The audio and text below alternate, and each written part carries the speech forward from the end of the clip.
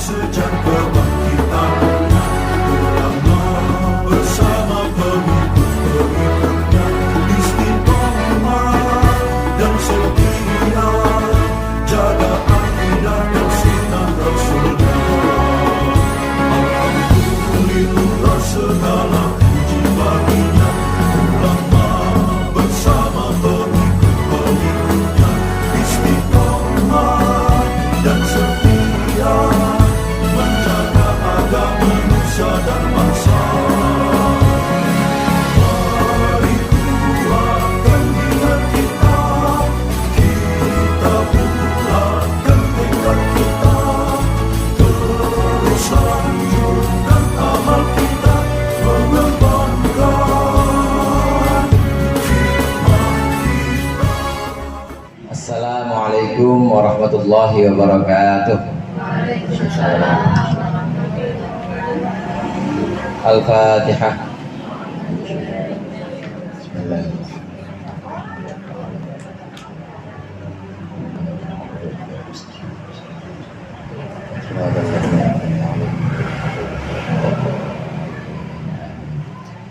Bismillahirrahmanirrahim.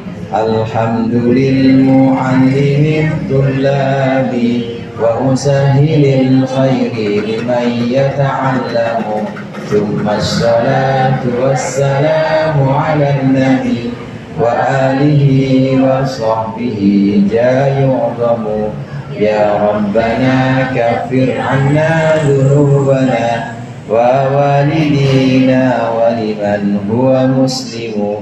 Nad'uka Allahumma ilman nafi'a min yawmina ilal hisabi yaqumu.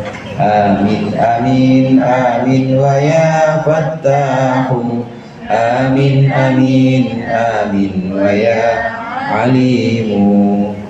Bismillah, walhamdulillah, wassalatu wassalamu ala sayyidina Muhammadin Rasulullah wa ala alihi wa ashabihi wa man tabi'a hudahu wa jama'atah wa la hawla wa la quwwata illa billah. Amma ba'du. Para ibu hajjah, para ustadzah, segenap jamaah majlis ta'lim Rabu sore majlis Nurul Anam yang dirahmati oleh Allah. Alhamdulillah, sore hari ini kita lanjutkan kembali pengajian kitab Durus Fiqhiyah yang ketiga. Mudah-mudahan apa yang sudah kita laksanakan, apa yang akan kita baca menjadi sesuatu yang bermanfaat dunia akhirat. Amin ya rabbal alamin. Pembahasan yang lalu kita sudah berbicara tentang macam-macam najis, ditinjau dari najis yang bisa diampuni atau yang tidak bisa diampuni.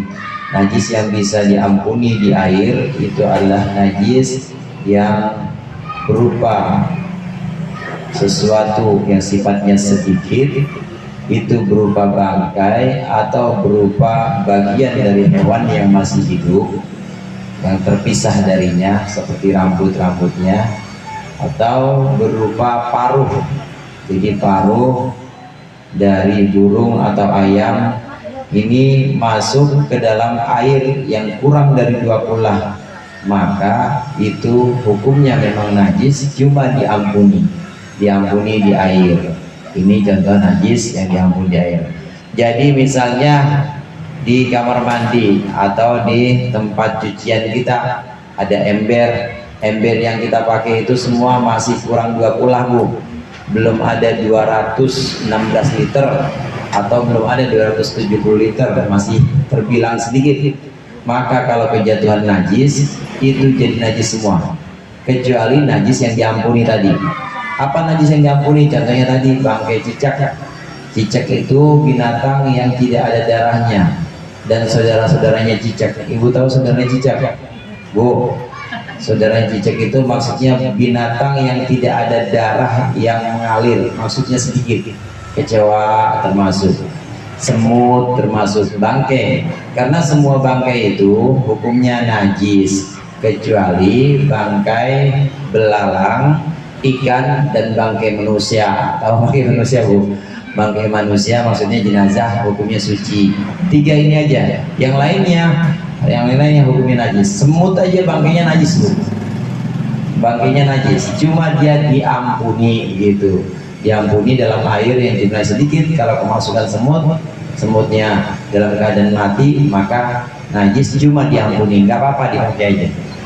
Ini termasuk pembahasan air yang kurang 2 kullah atau terbilang sedikit dan kemasukan najis. Oleh karenanya kita harus hati-hati, asal jangan sampai kemasukan najis yang tidak diampuni. Najis yang tidak diampuni, kemasukan bangkai apa di ember, bangkai ayam. Bangkai ayam bisa sampai ember, bisa nyampe ember itu ngapain nih? Itu berarti kita ceroboh, maka tidak boleh, najis semua.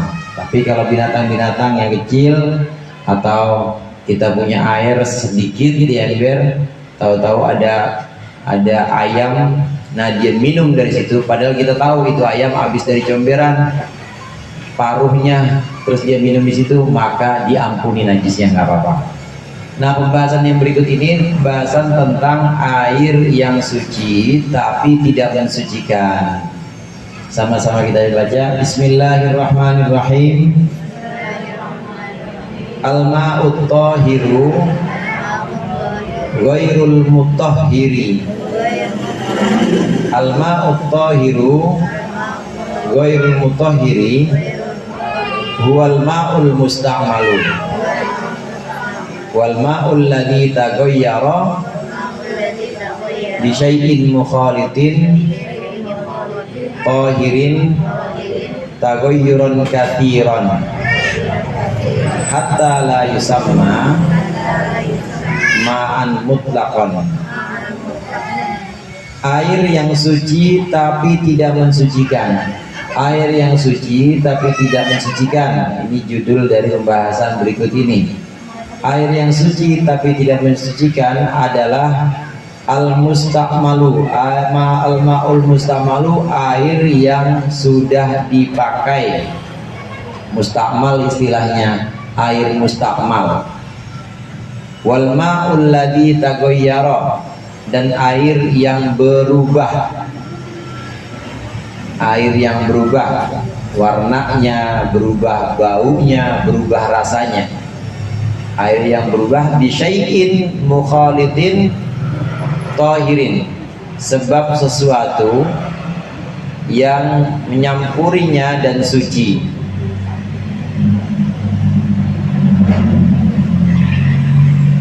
Taghayyuran katsiran, dengan perubahan yang banyak.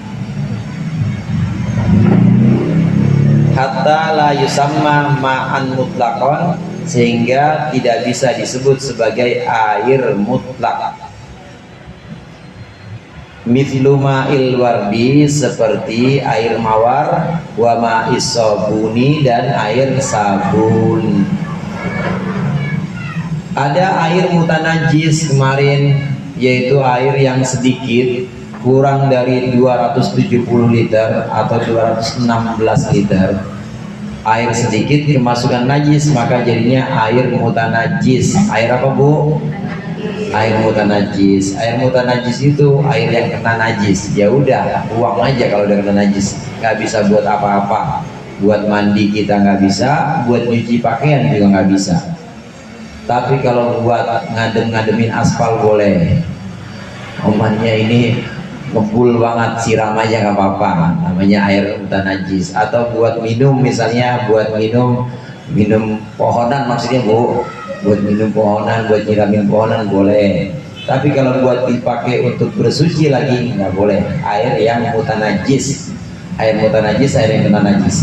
Berikut ini barusan kita baca adalah air yang suci tapi tidak mensucikan. Air yang suci tapi tidak mensucikan, pertama adalah air mustakmal.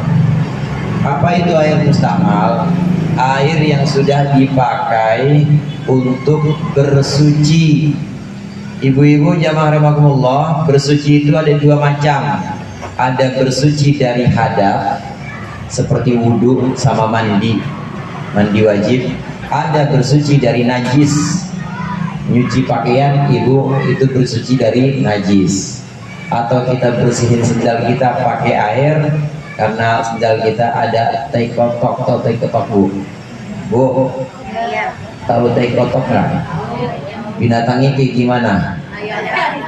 Itu mah tai ayam.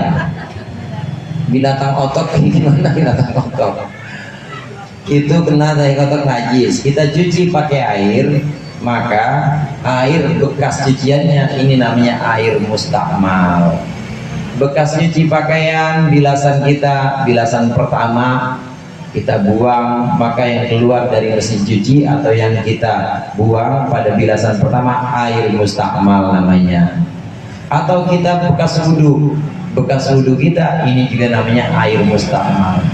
Air mustakmal tidak bisa mensucikan. Tapi suci nggak? Suci. Ini adalah air yang suci tapi tidak mensucikan. Jamaah Nurul Anam ini wudhu bareng-bareng di Masjid Al-Jabar. Jadi apa? Tapi jangan dibuang airnya, kumpulin misalnya. Airnya dikumpulin, dapat itu airnya 2 drum misalnya. Maka airnya itu air mustakmal namanya. Soalnya bekas dipakai wudhu. Air yang bekas dipakai untuk bersuci, baik untuk menghilangkan najis atau mengangkat hadas, namanya air mustakmal. Air apa Bu? Mustakmal. Suci dia, tapi tidak mensucikan. Nggak bisa dipakai lagi buat nyuci atau buat wudhu. Dia suci tapi tidak mensucikan. Kalau badan kita atau pakaian kita kecipratan, nggak apa-apa karena tidak najis. Dia suci tapi tidak mensucikan. Ini yang pertama, yaitu air mustakmal yang suci tapi tidak mensucikan. Kemudian yang kedua, air suci tapi tidak mensucikan, yaitu air yang berubah dengan sesuatu yang suci. Air yang berubah dengan sesuatu yang suci dan perubahannya nyata, jelas-jelas ketara berubah, sehingga tidak bisa disebut lagi sebagai air mutlak. Itu namanya air yang berubah. Bahasa Arabnya disebut dengan mutaghayyir, air yang berubah. Air yang apa Bu? Berubah. Air yang berubah, tapi catatannya perubahannya sebab sesuatu yang suci. Kalau perubahannya sebab sesuatu yang najis, maka bukan air suci, tidak mensucikan lagi. Kalau sesuatu yang menyebabkan dia berubah adalah najis, maka jadinya air najis. Jadinya air apa Bu? Air najis. Saya ulang. Makasih. Saya ulang. Air yang suci tapi tidak mensucikan. Yang pertama air mustakmal. Yang kedua air yang berubah sebab sesuatu yang suci.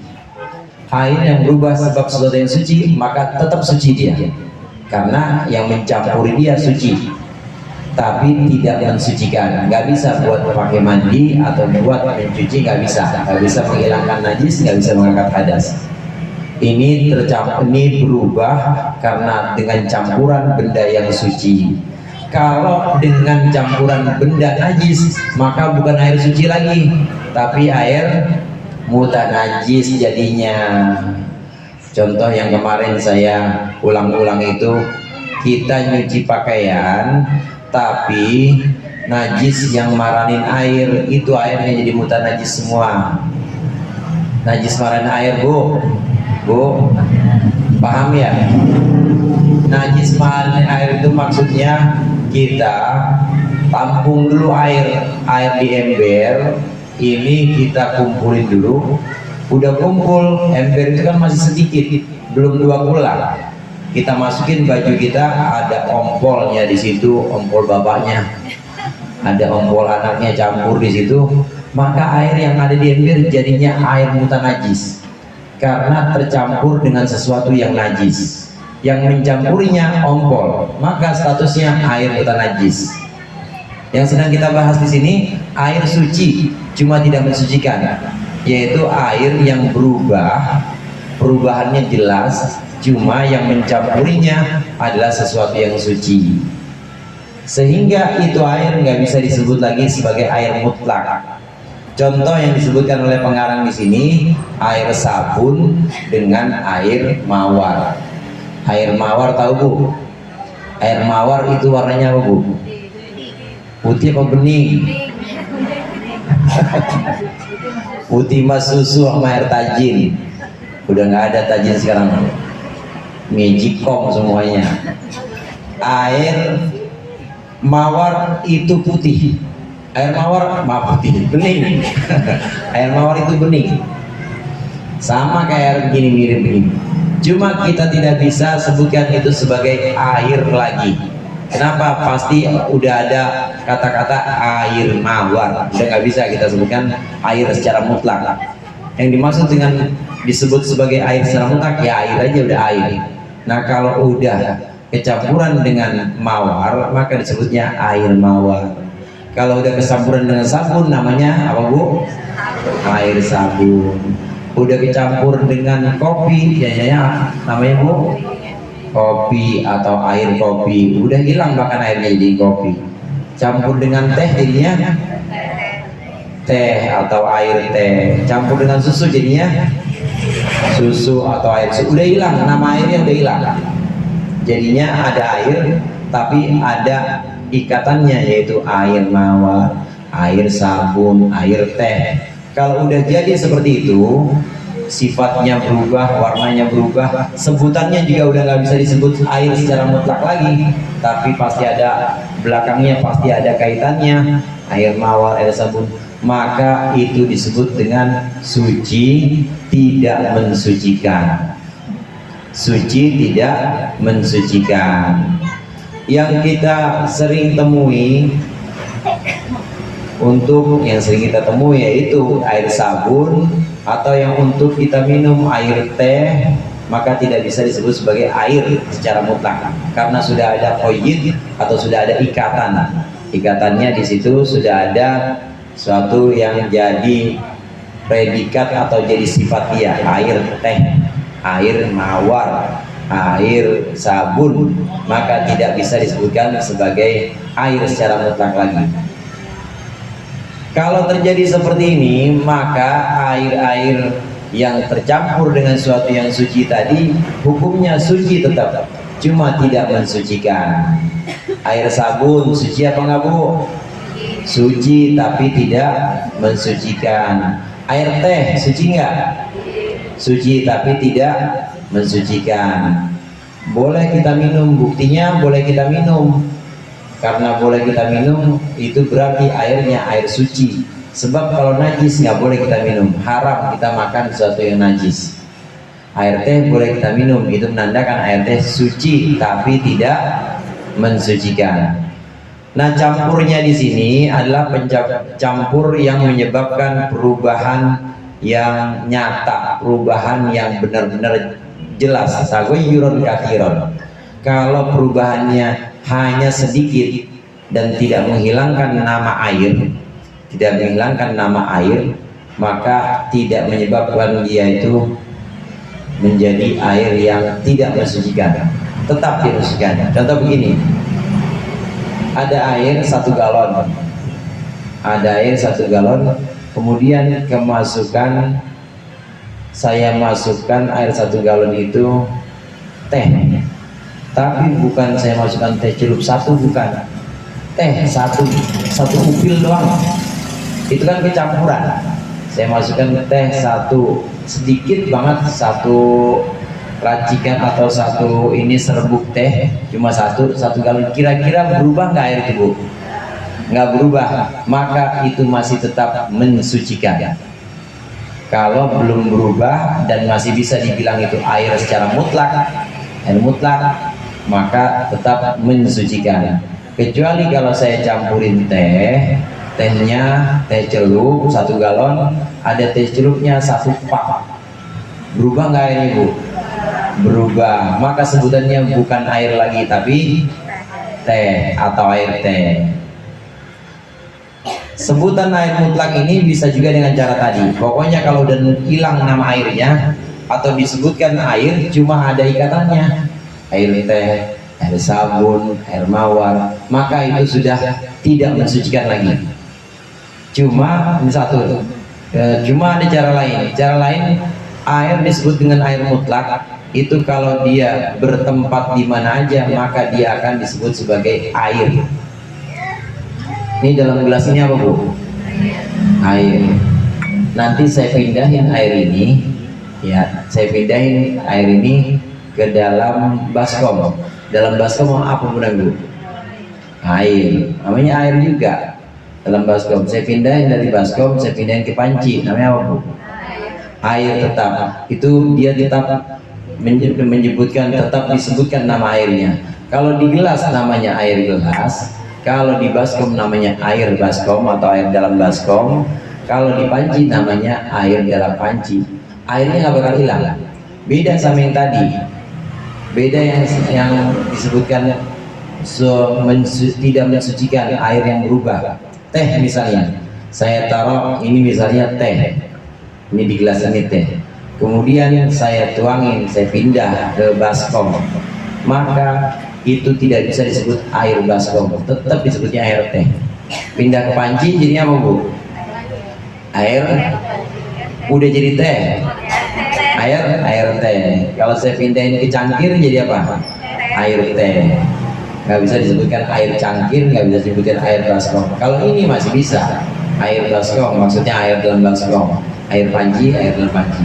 Ini ciri-ciri air mutlak. Air mutlak itu penyebutan airnya tidak akan hilang dan dia bisa diganti sesuai dengan tempatnya. Beda dengan air yang sudah berubah.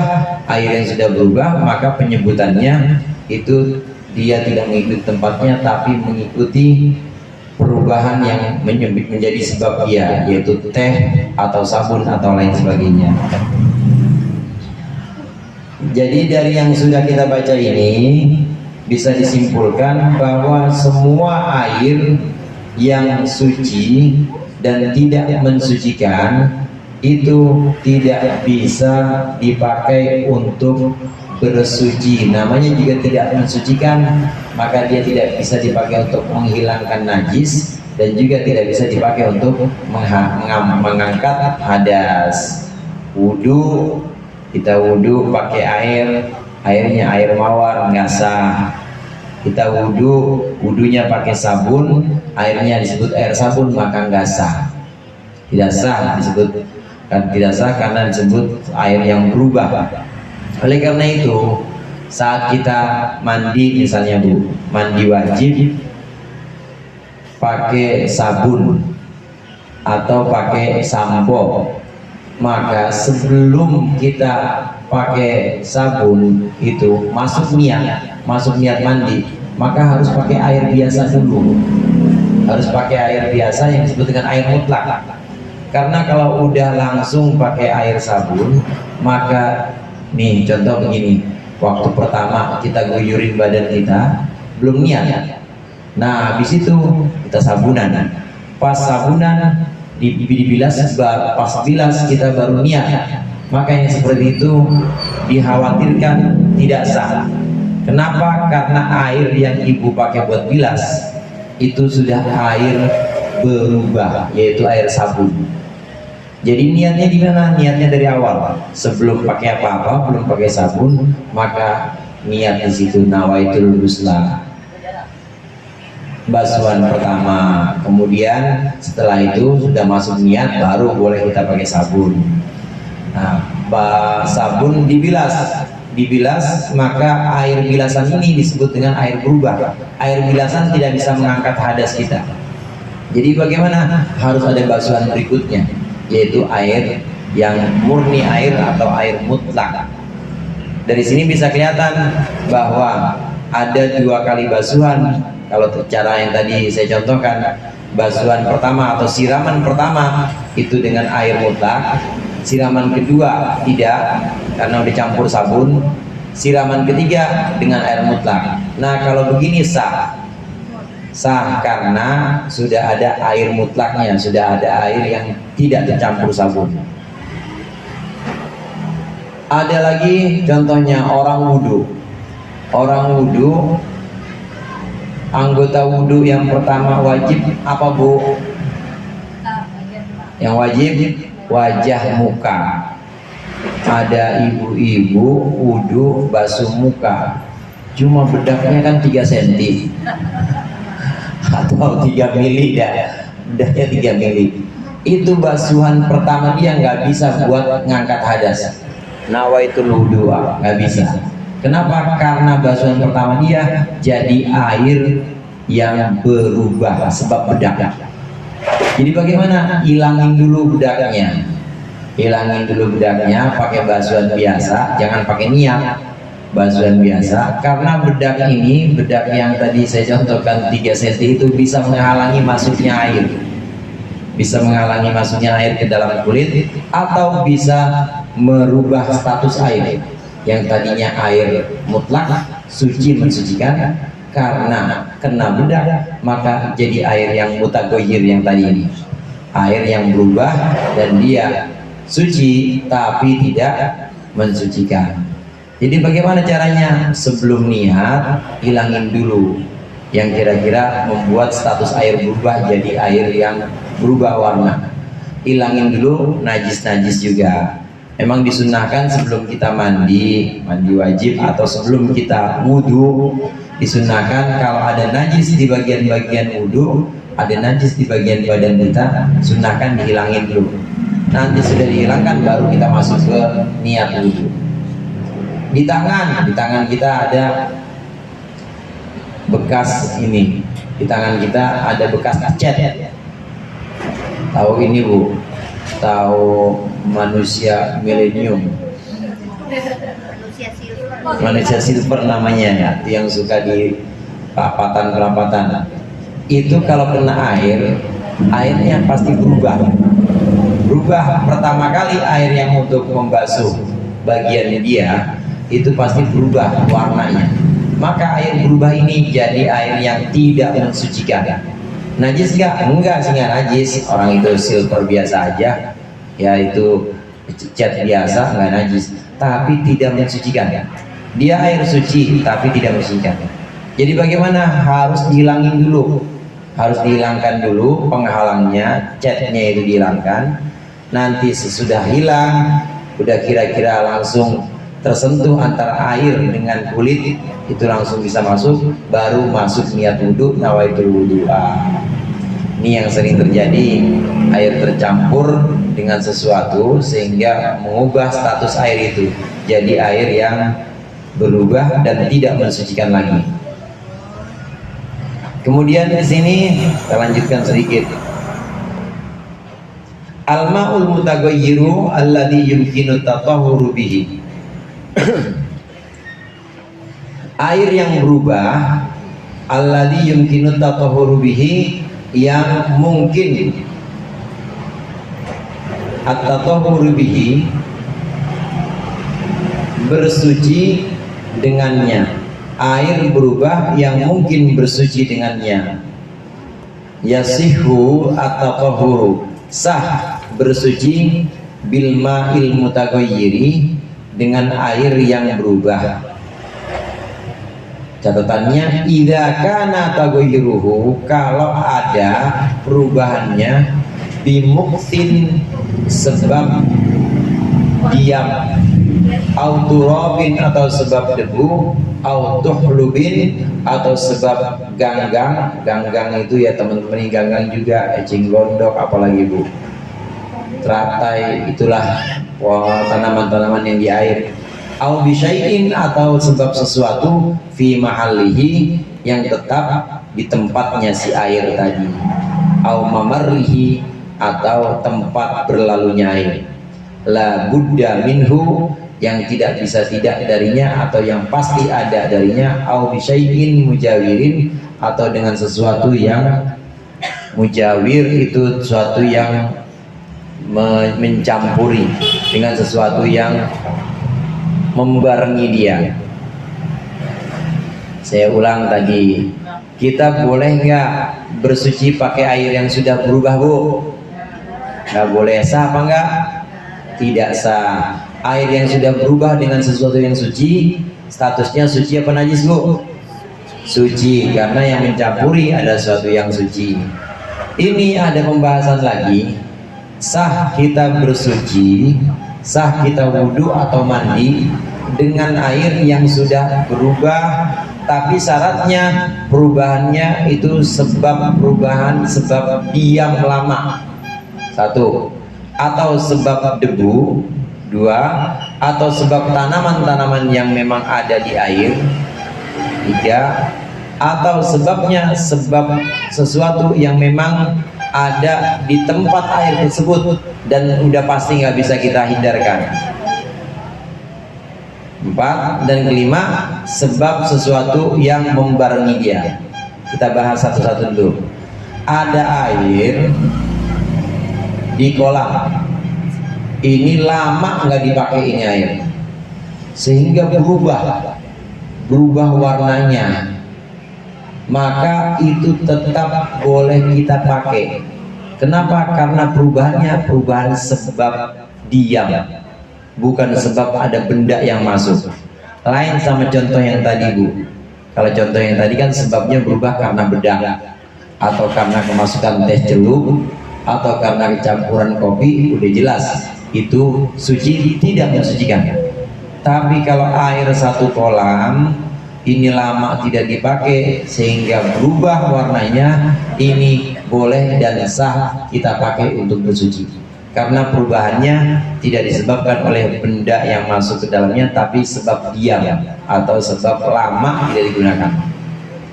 Jadi rumah kosong yang ibu punya, misalnya di situ ada kolam renangnya, ada yang rumahnya punya kolam renang, ada kolam renangnya, nggak lama nggak dipakai, tiba-tiba berubah, tetap sah dipakai itu buat bersuci, karena perubahannya sebab dia.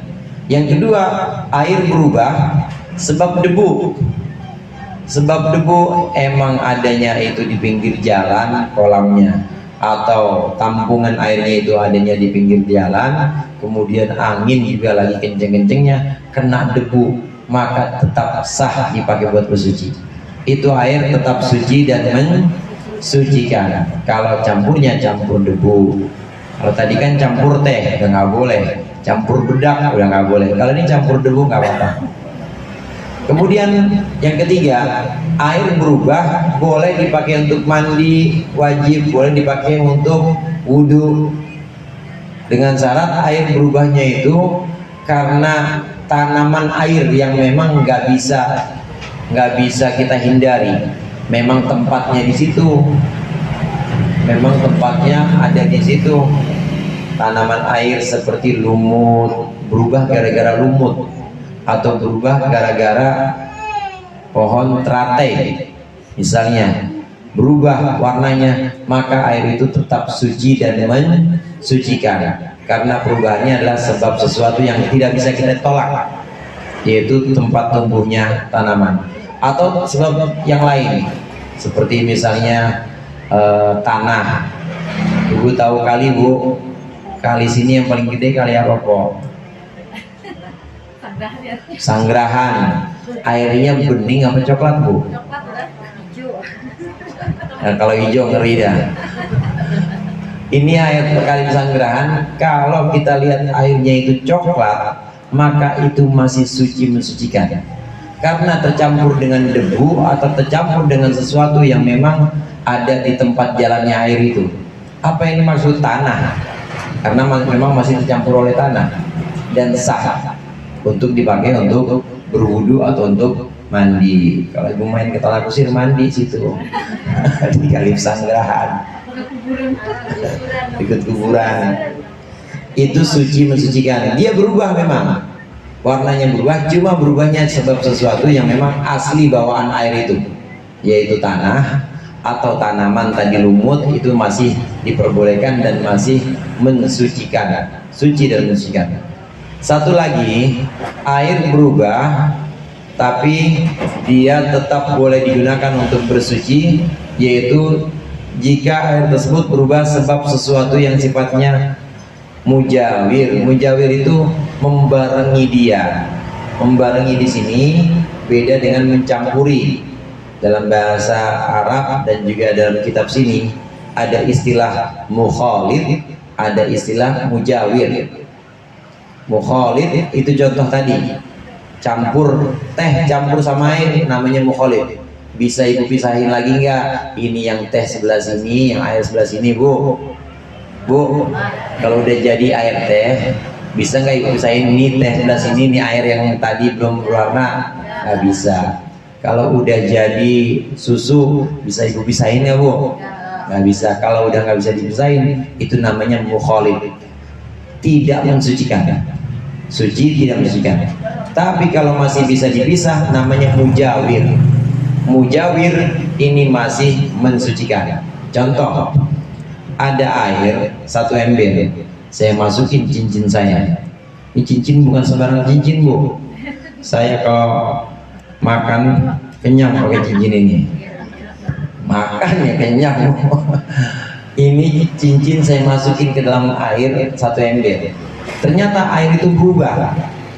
Air itu berubah dan saya angkat lagi cincin saya. Maka ini namanya mujawir. Masih bisa dipisahkan antara air dengan cincin. Yang seperti ini tetap mensucikan karena dia masih bisa dipisahkan. Ada air 1 ember, kemudian masukin centong nasi atau sendok sayur, irus sayur masukin. Nah ternyata berubah, tapi itu bisa dipisahkan, maka namanya mujawir, membarengi.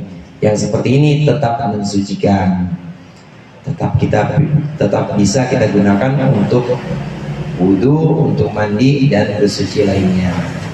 Wallahu a'lam bishawab. Insyaallah kita lanjutkan pada pertemuan yang akan datang.